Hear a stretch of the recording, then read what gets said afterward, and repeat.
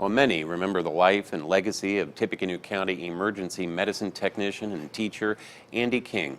News 18's Kayla Sullivan reports 64-year-old King died on Friday after going into cardiac arrest. He was laid to rest this morning, but his service to the community lives on. His sacrifice will never be forgotten. All units break for a moment of silence.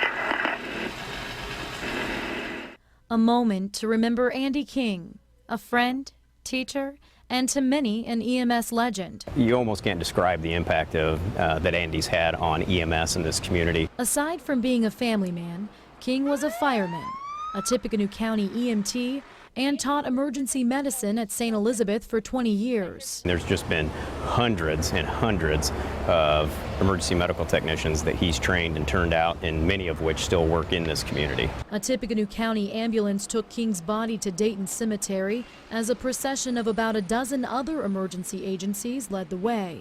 Detail, present, on! He had this big booming voice, and Andy just talked loud. That was kind of, his signature. The sound of his voice, his service to his community defined what he did.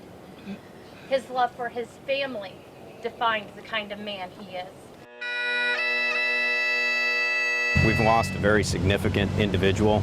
We've lost a huge member of the EMS community. He had one of the highest averages in the state as far as student success rates, and on average, Andy was anywhere from about a 95 to 99% pass rate. His goal was to reach 100%. And he finally achieved that it was one of his last classes. But just because he won't physically be teaching emergency medicine anymore doesn't mean his lessons won't live on. I can guarantee you, with all of the individuals that he trained, the impact that he had on those individuals, his impression is going to be long-lasting in this field, and he's going to be talked about for years to come. The men and women of Tippecanoe County EMS and Fire, forever grateful and proud to serve with Anderson King.